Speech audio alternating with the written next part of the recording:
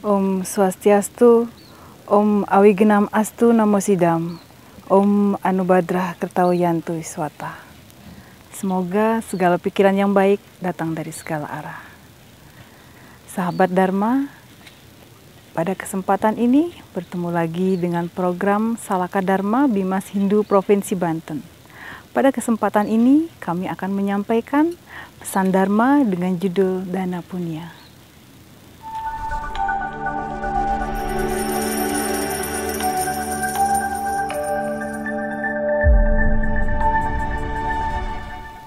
Dana punya secara etimologi berasal dari kata dana dan punya.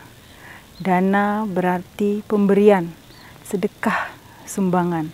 Sedangkan punya berarti suci, tulus, ikhlas, dan bahagia. Jadi dana punya berarti pemberian yang dilandasi oleh hati yang tulus dan ikhlas tanpa mengharapkan imbalan. Memberi itu tidak sesederhana itu. Memberi bagi beberapa orang itu adalah kehilangan. Kehilangan apa yang mereka miliki. Sedangkan mereka sendiri sudah berusaha dengan keras untuk mendapatkan apa yang mereka miliki. Sahabat Dharma yang terkasih, jika kita paham tentang ajaran karma pala, yaitu di mana siklus yang terdiri dari fase memberi dan fase menerima, maka kita akan paham bahwa memberi itu sejatinya adalah pemberian untuk diri kita sendiri. Dalam sloka Sarasamuscaya jelas disebutkan bahwa pahala bagi orang yang melakukan dana punya adalah diperoleh kemakmuran pada tempat dan waktu yang lain. Jadi, sahabat Dharma yang terkasih, memberi sejatinya adalah kita sedang melayakkan diri, memantaskan diri agar kita bisa menerima di waktu dan tempat yang lain. Sahabat Dharma yang terkasih dimanapun berada, ajaran dana punya adalah ajaran yang sangat tepat sekali kita implementasikan di zaman Kali Yuga ini. Mengapa? Dalam kitab Manawa Dharma Sastra dengan jelas disebutkan bahwa tapa merupakan kebajikan yang harus dilakukan pada saat zaman Satya Yuga. Jenana adalah kebajikan yang harus dilakukan pada saat zaman Treta Yuga. Sedangkan yadnya adalah kebajikan yang harus dilakukan pada zaman Dwipara Yuga. Dan di zaman Kali Yuga ini, dana punyalah kebajikan yang harus kita lakukan. Mengapa? Karena di zaman Kali Yuga, kemelekatan terhadap benda itu sangat kental sekali. Karena itu seperti ajaran Tathom Asi, aku adalah kamu, kamu adalah aku, Wasudewa Kutumbakam, kita semua adalah bersaudara. Kita manusia diajak untuk saling berbagi dan memberi, agar kita juga bermanfaat bagi sesama. Sahabat Dharma yang terkasih, kita mungkin sering merasa minder atau merasa berkecil hati saat melihat ada list dana punya. Kadang kita merasa, aku mungkin tidak sanggup sekian, aku malu kalau cuman memberi sekian. Jangan berkecil hati. Inti dari dana punya itu adalah ikhlas.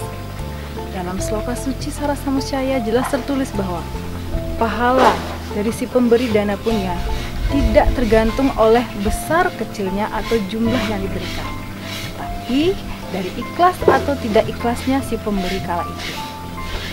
Jadi bicara tentang ikhlas, itu seperti ikhlasnya orang tua kepada anak memberikan yang terbaik agar anak pun mendapatkan yang terbaik.